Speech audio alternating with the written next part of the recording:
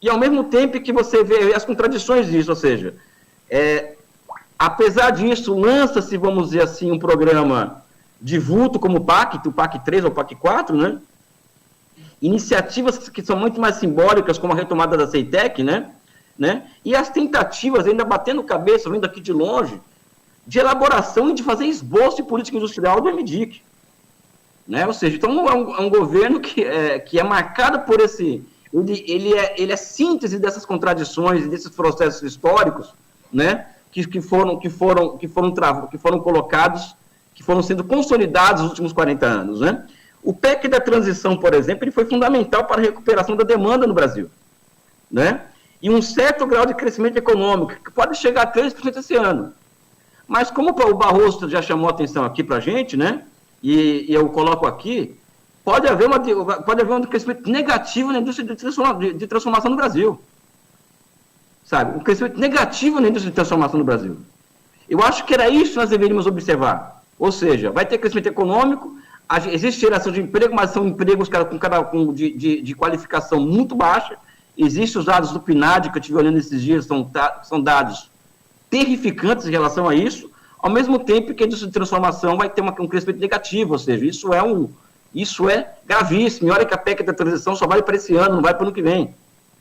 Né? Ou seja, como que fica a situação do país em relação a isso? E tudo isso que eu estou colocando aqui, ele acaba que travando um pouco, né? O passo seguinte, aliás, se eu não faltar 5 minutos para terminar, alguém me avisa, por favor, tá? Se deixar, eu fico falando aqui, que eu estou em silêncio há muito tempo, né? Então, quando a gente tem a chance de falar, a gente, né? Por exemplo, hoje, por exemplo, a esquerda, o campo progressista no Brasil hoje, eu vejo, por exemplo, as propagandas dos mandatos de deputados federais no Brasil hoje, né? Do PCdoB, do PT. Eu sinceramente, não gosto nem de comentar as coisas que eu vejo. Né? Ou seja, quais são as pautas que nós estamos debatendo na Câmara dos Deputados, qual que é o que os parlamentares de esquerda têm falado, sabe? Fala-se de tudo, menos de conceito de totalidade. Né? Ou seja, então, por exemplo, existe um debate que está travado, ou seja, como que nós vamos reconstruir as nossas cadeias produtivas? Oi, Elias. 5, Fala. Em torno de 5. Tá bom. 5 minutos. Existe uma questão que nós temos que discutir, ou seja, como nós vamos reconstruir nossas cadeias produtivas destruídas pela Operação Lava Jato. Até agora não foi dada uma solução.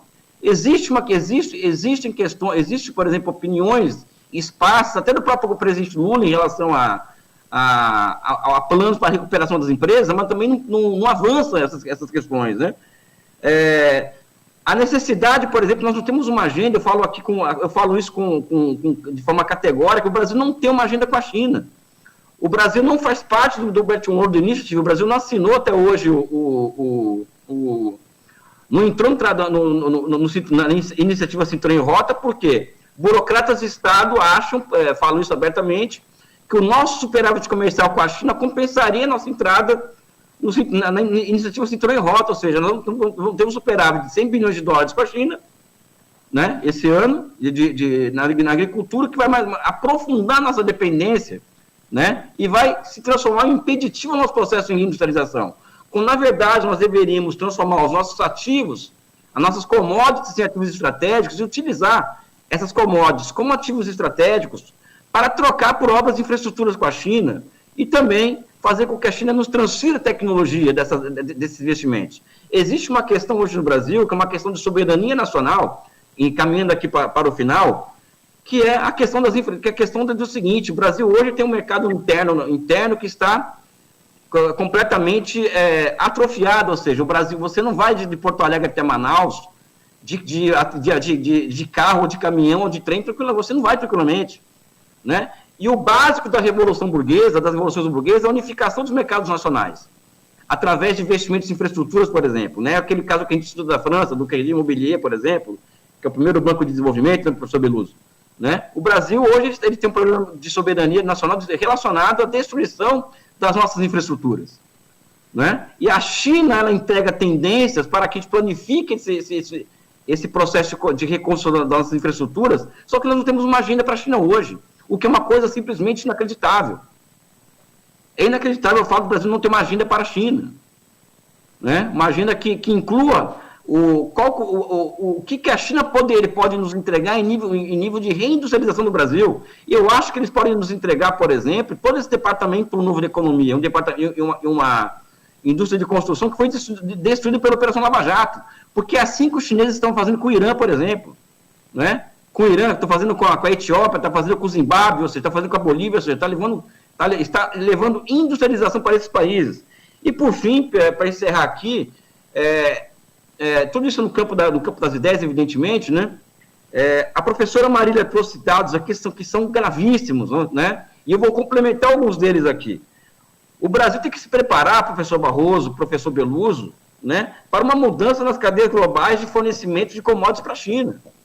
Além da China estar passando por um processo de transformação, de uma revolução agrícola, ou seja, a China está passando hoje por um processo de revolução na sua agricultura, que está se transformando em uma agricultura industrial de alta complexidade, né? Além disso, a Sibéria, por conta de uma ironia do destino, que é o aquecimento global, está se transformando no próximo celeiro do mundo, e nós sabemos muito bem que hoje, uma característica do mundo de hoje, é a incorporação da Rússia ao território econômico chinês, né? Não falo isso no sentido colonial, eu falo que são dois países altamente complementares, e que a Rússia hoje é parte do território econômico chinês, e a Sibéria hoje ela é candidatíssima a ser a supridora de alimentos para a China, né? Existe, por exemplo, esse acordo com o Talibã que os chineses fizeram, que faz com que a China consiga construir infraestruturas de portos e trens, passando pelo Afeganistão, chegando ao Paquistão, o que vai baratear absurdamente as commodities africanas para a China, né? Ou seja, o Brasil